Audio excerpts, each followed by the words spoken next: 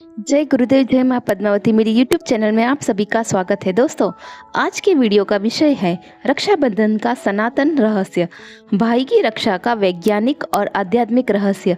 तो चलिए समझते हैं मेरे प्यारे गुरुदेव के शब्दों से। राखी केवल एक धागा ही नहीं, ये है एक ऊर्जा सूत्र। श्रावण पूर्णिमा को ही क्यों मनाई जाती है राखी?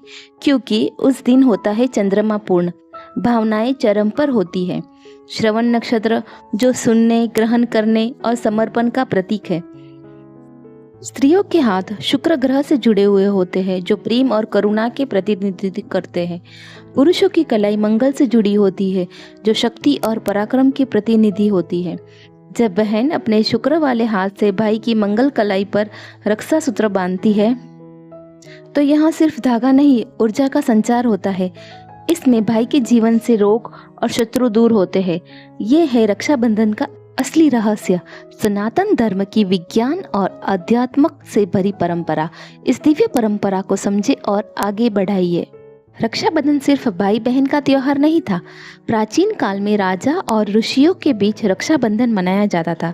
उदाहरण के लिए द्रौपदी ने कृष्ण को और कर्णवती ने हुमायूं को राखी बांधी थी। यह रिश्ता रक्त से नहीं बल्कि संरक्षण के संकल्प से जुड़ा था। दोस्तों, रक्षाबंधन और श्रावण पूर्णिमा का संयोग बेहद खास है। श्रावण मास की पूर्णिमा पर चंद्रमा सबसे अधिक ऊर्जा देने वाला होता है और उसी दिन श्रवण नक्षत्र भी आता है, जो श्रवण मतलब सुनना और ग्रहण करने का प्रतीक है। इस दिन राखी बांधना केवल सामाजिक ही नहीं, ज्योतिषी रूप से भी शुभ है। स्त्रियों का दायां हाथ शुक्र से जुड़ा होता है, जो प्रेम और करुणा और कोमलता का प्रतीक है। पुरुषों की कलाई मंगल से जुड़ी होती है, जो शक्ति, पराक्रम और सुरक्षा का प्रतीक है। जब बहन राखी बांधती है तो शुक्र की ऊर्जा मंगल में मिलती है और भाई के जीवन में रक्षा और ऊर्जा का संचार होता है। रक्षा सूत्र सिर्फ धागा नहीं होता, मंत्र युक्त ऊर्जा का कवच होता है। प्राचीन काल में यज्ञ या पूजा के समय ऋषि रक्षा सूत्र बांधते थे, जिसमें विशेष मंत्रों से ऊर्जा को बांधा जाता था।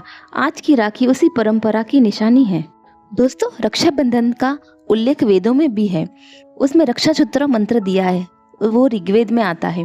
येन बद्धो बलि राजा दानवेंद्रो महाबलः तेन त्वाम अभिवि बदनाभि रक्षो मां चल। इस मंत्र का अर्थ है, जैसे राक्षसों पर विजय पाने के बलि को रक्षा सूत्र बांधा गया था, वैसे ही मैं तुम्हें ये सूत्र बांधती हूँ ताकि तुम्हारी रक्षा सदा बनी रहे। इसी दिन ब्राह्मण यज्ञोपवीत भी बदलते हैं। श्रावण पूर्णिमा को ही ब्राह्मणों का उपनयन संस्कार होता है, जिसमें वे अपनी जनेऊ बदलते हैं। यह आत्मशुद्धि और ज्ञान की पुनः शुरुआत का दिन होता है। दोस्तों, राखी केवल महिलाओं के लिए नहीं है।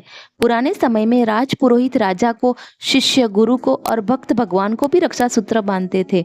यह त्योहार विश्वास और रक्षा के संकल्प का प्रतीक है, चाहे रिश्ता कोई भी हो। दोस्तों, रक्षाबंधन सिर्फ एक त्योहार ही नहीं, यह एक संस्कार, ऊर्जा और सुरक्षा की भावना का अद्भुत संगम है।